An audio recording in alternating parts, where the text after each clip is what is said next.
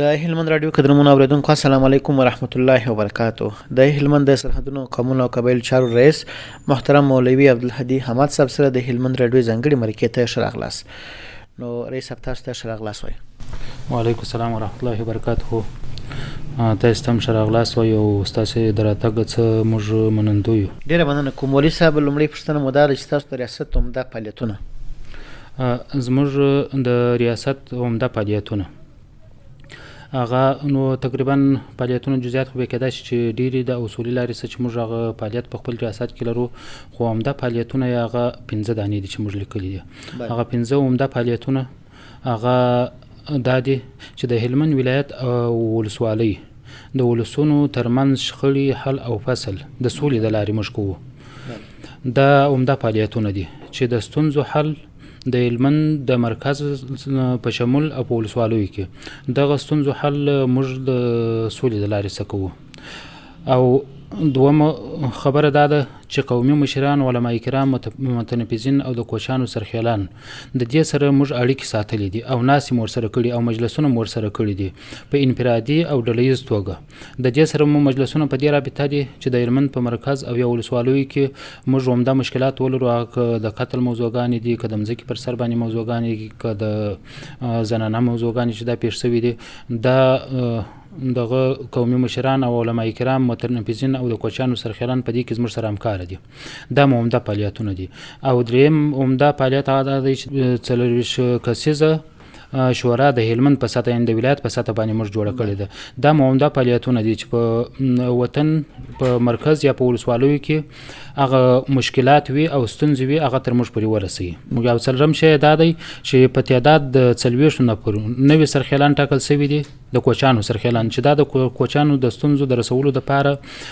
د دوی مسؤلیت دی چې د کوچانو ستونزې موږ ته راورسوي. او 10 زاړه چې جمله او یا نفره کېږي دا ټاکل شوي دي او شرعي وثیقې ورته جوړې شوي دي. د دې لپاره ټاکل شوي تر څو د دوی ستونزې او مشکلات تر موږ راورسوي. د حل په موخه او د نوموړي کوچانو تذکرې ور تایید کړي. ګوره د دغه کوچانو د سرخیلانو دپاره چې تقریبا تعداد او یا نفرو ته رسیږي، د دې دپاره موږ تذکرې د دې چې دوی کوچان دي د دې تایید مو ورته کړی دی، دا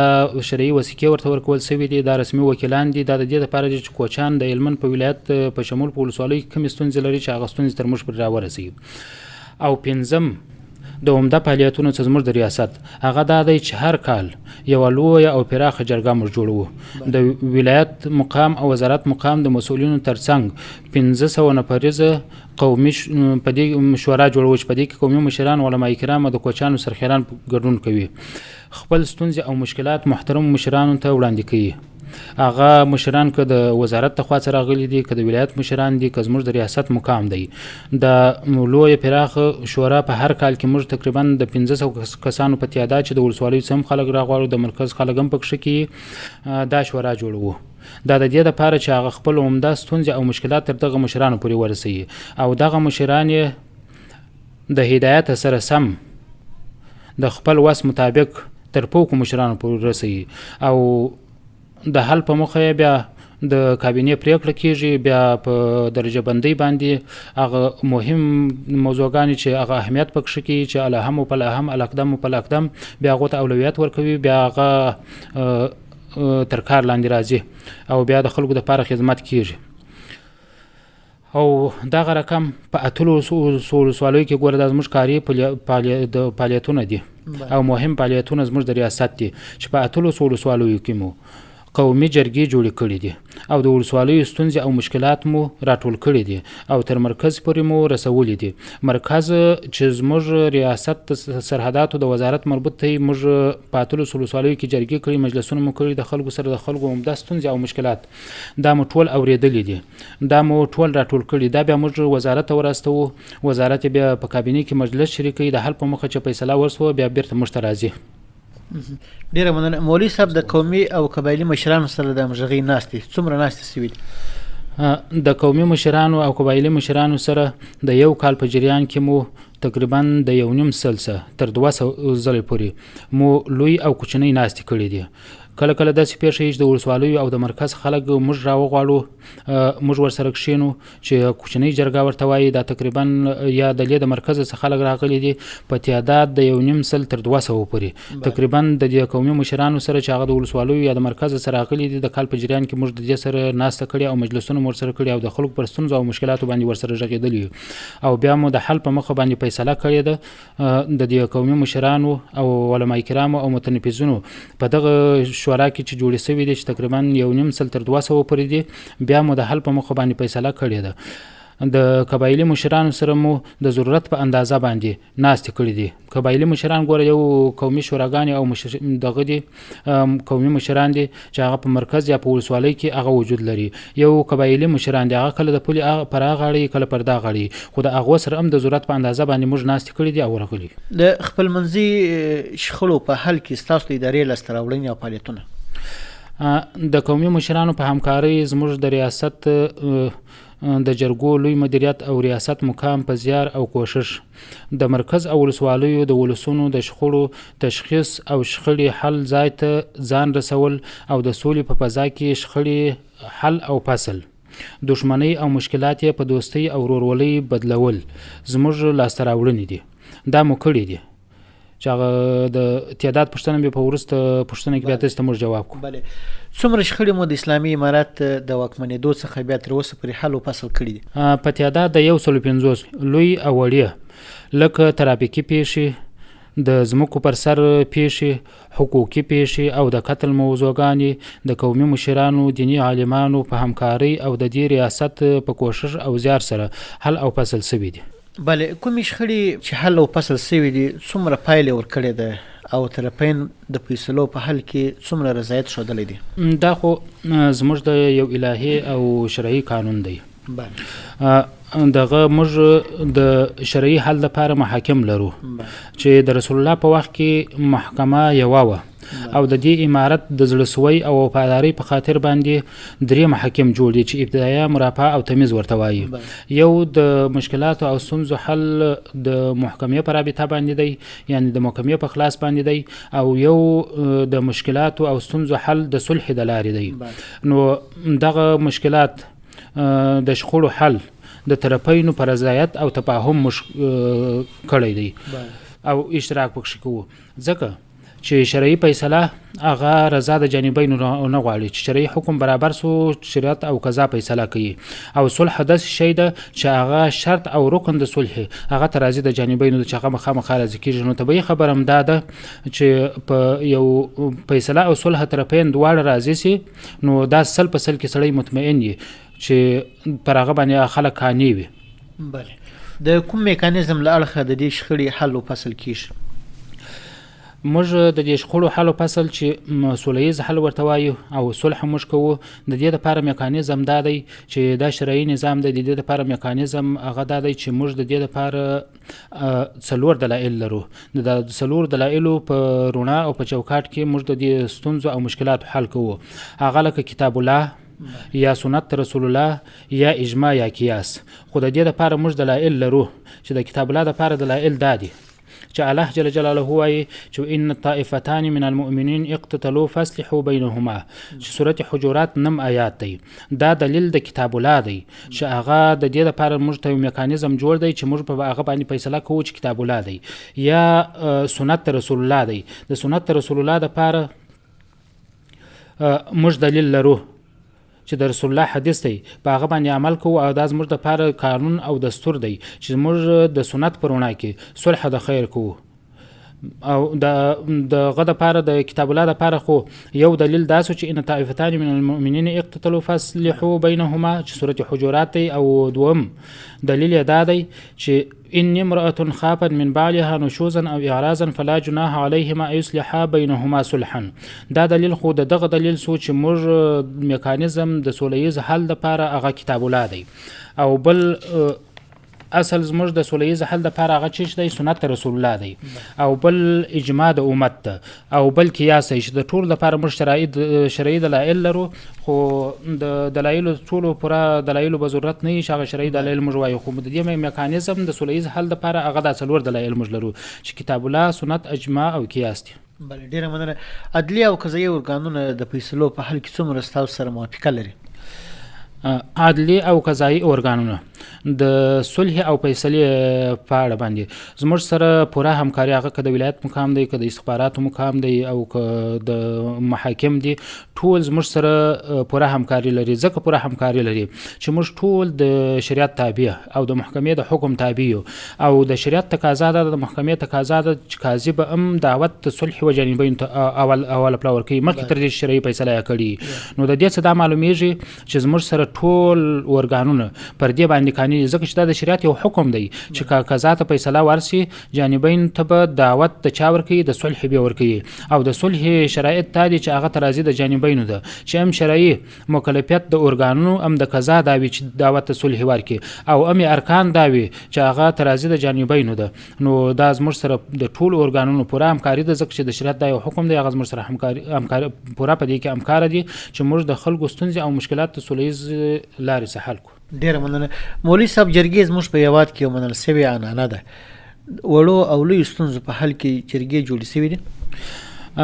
جرګې او مرکې د ډیر وخت زموږ په هیواد کې یو منل سوی دود او عنعنه ده، او په ټولو وړو او لویو ستونزو کې د جرګو او مرکو څخه استفاده کوو، ځکه چې دغه د هغه شان چې په شرعي فیصله باندې موږ خلاصوو هغه کې رضا نه وي، او په دغه شانو کې چې سولهییز حل دی په دې کې رضا د خلکو وي. نو ډېرې ستونزې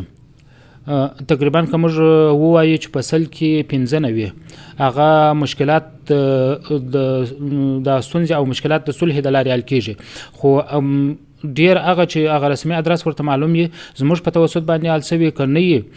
په وطنونو او کریو او کلو او مرکز کې خپل داسې خلک شته چې د هغوی اتفاق پر دې باندې قانع چې موږ خپل مشکل د سولې د لارې حل کوو. قومي او قبایلي مشرانو د اسلامي نظام ملاتړ او همغږي کې څومره مرسته او همکاري کړې ده؟ د ولایت او ولسوالیو قومي مشرانو او قبایلي مشرانو همیشه د اسلامي نظام ملاتړ کړی دی، ځکه چې د اسلامي نظام د ملاتړ د دې موږ د محل شاهدان یو، ځکه چې 20 کاله موږ په جهاد کې تیر کړي. په دې 20 کاله کې د دې خلکو قربانۍ، هغه که د اقتصاد په رابطه دي، که د تجهیز پر رابطه باندې دي، که د قربانۍ پر رابطه دي، چې قربانۍ یې ورکړي دي، شهادتونه یې ورکړي دي، زخمونه یې ورکړي، بندونه یې ګاللي. موږ دا عیني شاهدان د دې یو چې هغه دا قومي مشران د اسلامي نظام ملاتړ 20 کاله کړی دی. او اوس کې چې کم مجلسونه موږ کړي دي په مرکز یا په ولسوالیو کې، یا جرګې موږ کړي دي، یا غټې یا کوچنۍ جرګې سوي دي چې د خلکو سره موږ مجلس کوو، د خلکو لکه د قربانیو په وخت کې چې څونه همکارۍ ته آماده وه دا قومي مشران او قبایلي مشران چې په مخکې وختو کې څونه قربانۍ ته آماده او نظام خپل بلی او ځان د نظام بلی، نظام د خپل ځان بلی، او د مجاهدینو سره وژه پر وژه ولاړ و. اوس هم په هر مجلس کې، په هر جرګه کې، په هر ځای کې چې موږ ورسره کښېنو دا راته وایي چې په وجود کې مو یو تن وینه یې، نور امارت زموږ دی، موږ د امارت یو، موږ د امارت سره وژه پر وژه ولاړ یو. د امنیت او ثبات په برخه کې د قومي مشرانو همکاري څه ډول ده؟ د امنیت او ثبات په برخه کې زموږ قومي مشرانو، علما کرامو او کوچي سرخیلانو خپل د اسلامي نظام تر څنګ ولاړ دي او په ټولو چارو کې ورسره همکاري کوي، ځکه چې موږ مجلسونه کړي دي، موږ ته دا اطمینان راکړی دی قومي مشرانو او علما کرامو. موږ ورته ویلي دا دي چې ګوره داسې ویل سوي دي چې یا ایها الذین آمنوا اطیعوا الله واطیعوا رسول اولي الامر منکم. موږ ورته وایو چې اطاعت د الله او اطاعت د رسول هغه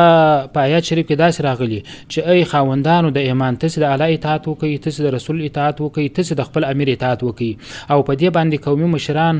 او د کوچانو سرخیلان او متنفذین موږ پوه کړي، علما خو پوه دي چې اطاعت هغه پر ټولو مؤمنانو باندې سته، یعنی چې خاوند د ایمان یې. خو داسې نه دی چې یوازې په دې اطاعت باندې هغه څوک مکلف دی چې هغه په سب کې داخل دی، یعنی ټول مؤمنانو او مسلمانانو دپاره یو امیر دی، یو نظام دی. نو د دې یووالي د نظام او د یووالي د امیر په خاطر باندې زموږ سره په امنیت کې هغو پوره د همکارۍ ډاډ هم راکړی دی، او همکاري یې موږ وینو هم، او د جرایمو په مقابل کې یا د جنایاتو په مقابل کې یا د فساد په مقابل کې د دې نظام سره وژه پر وژه ولاړ دي، موږ ته اطمینان راکوي. هلمند په شمالي او جنوبي ولسوالۍ کې ستاسو سفرونه څومره مهم تمام شوي دي؟ د هلمند شمالي او جنوبي ولسوالۍ تاسو سفرونه موږ تقریبا په 60 کال کې د هلمند اتلس ولسوالیو ته سفر درلودی چې په ټولو کې مو جرګې کړي په هرې ولسوالۍ کې تقریبا د جرګه چې په ولایت کې موږ جرګه کوو همدا شکل عیني په ولسوالۍ کې موږ یوه لویه جرګه لرو چې هغه سږ کال کې تقریبا موږ ټولو ولسوالیو ته سفر کړی دی نو ډیر مهم تمام سوي دي د هلمند د ټولو ولسوالیو ستونزې او مشکلات اوریدل تر اړوند ارګانونو مو رسولي دي دا په شمالي او جنوبي ولسوالیو کې زموږ سفرونه دونې مهم تمام سوي دي چې تقریبا موږ سفرونه کړي تر سفر وروسته هغه ځایونه بعضې ځایونه چې بعضې مشکلات وه لکه د قتل موضوعګانې یا د مځکو پر سر باندې موضوعګانې یا د ښځو په باره کې چې مشکلات وه که تر محکمې پورې نه ورسېدلي تر ولسوالیو پورې نه ورسېدلي تر مسؤله پورې نه ورسېدلي په هغه ټولو باندې موږ خبر سوي یو او بعضې داسې موضوعګانې چې هغه د قتل موضوعګانې دي چې هغه په محکمه کې به جریان نه درلودی یعنې هغه به پاته و داسې د هغو تقریبا موږ دا زموږ د سفرو نتیجه او اهمیت دا و چې تقریبا د یوې اوتې په جریان کې دا اوس اوته تېره سوې د دوې غټې موضوعګانې د قتل چې یوه د موسی په ولسوالۍ کې وه او یوه تقریبا په پرون کې خلاصه سوې ده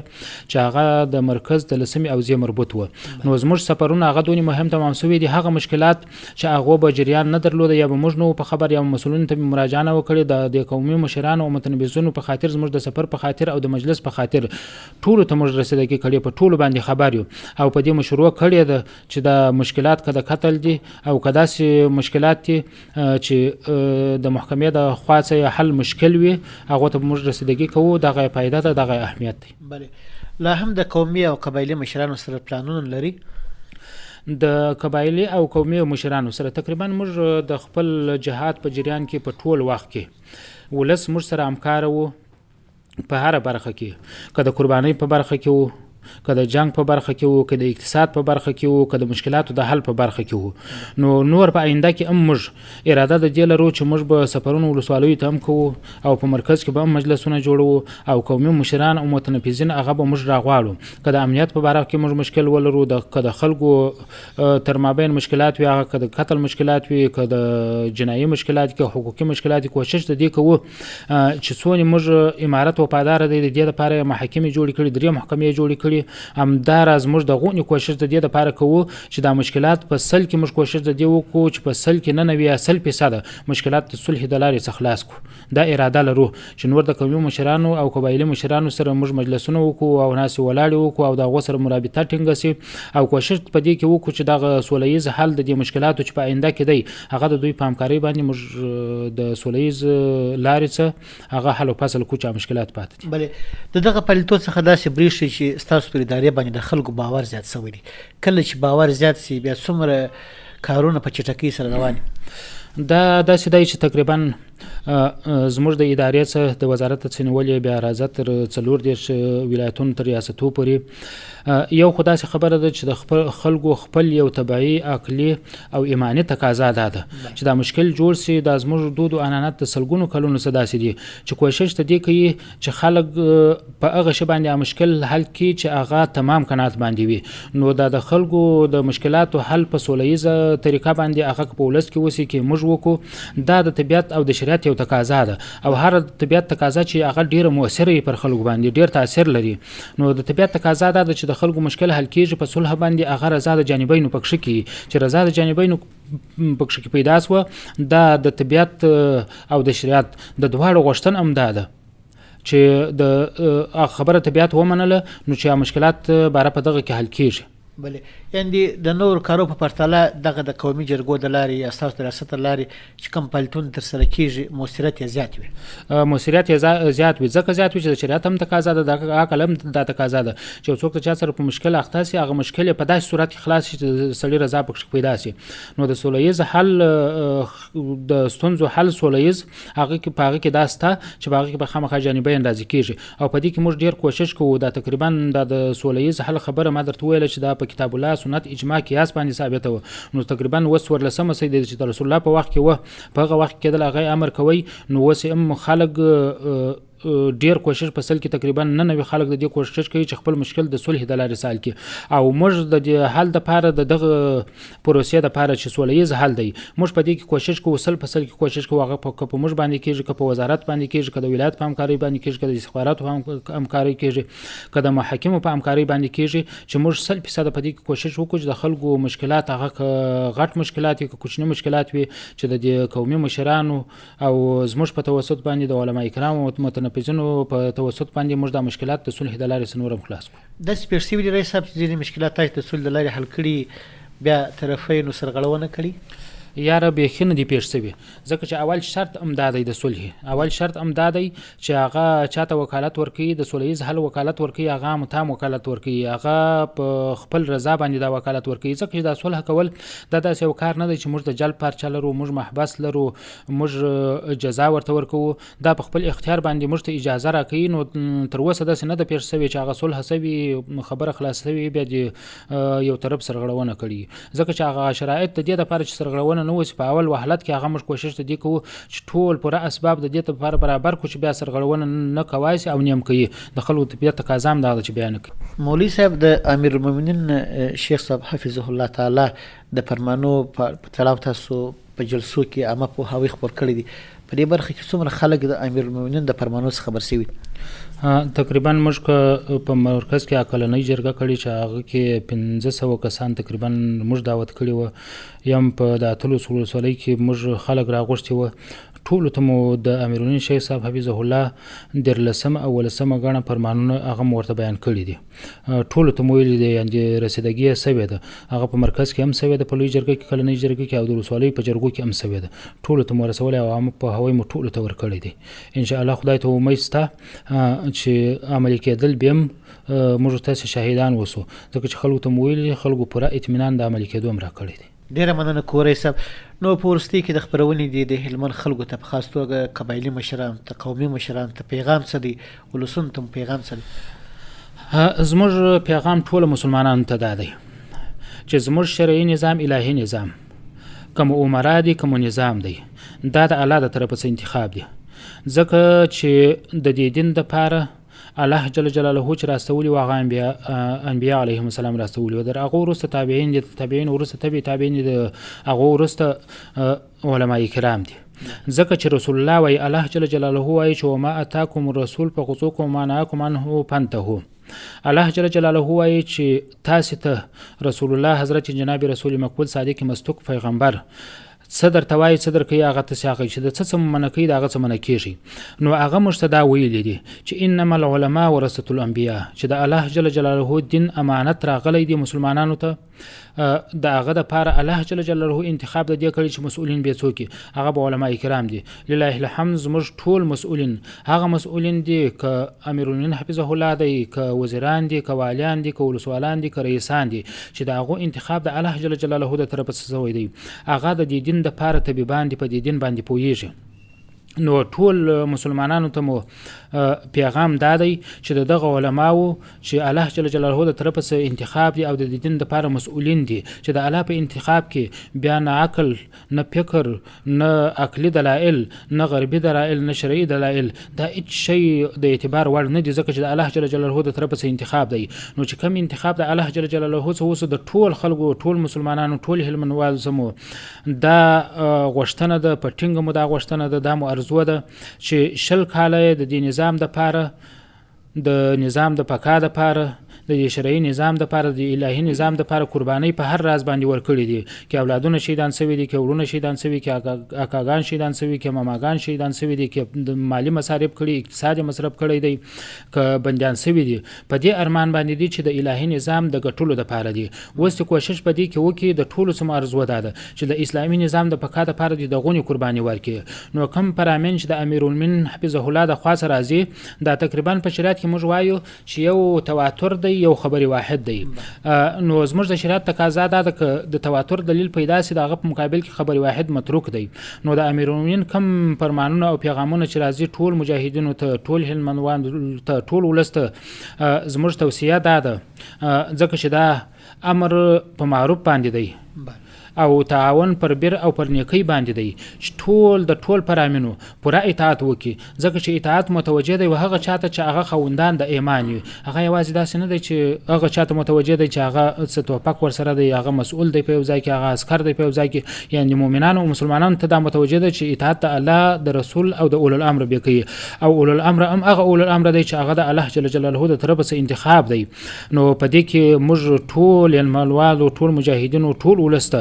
مدا پیغام دی چې فرمانونه د امیرالمؤمنین حفظه الله راځي چې دا د تواتر حیثیت لري بیا په دې کې د څوک چاته تشویش نه پیدا کیږي چې بعض خلک د بعض علماو څخه یوازې انفرادي پوښتنې کوي د فرمان په حق لري کوي چې څنګه دی وی منم کنه منم ځکه چې دا تواتر دی تواتر په مقابل کې خبر واحد متروک دی نور پر موږ باندې واجب او لازم او فرض ده چې بلا ملاحظه هغه په فرمانونو د امیرالمؤمنین شیخ صاحب منو نو ټول ولسته دا توصیه ده چې نظام خو په ګډه ګټلې دی ټولو ګټلې دی ټول مجاهدین دي د ټولو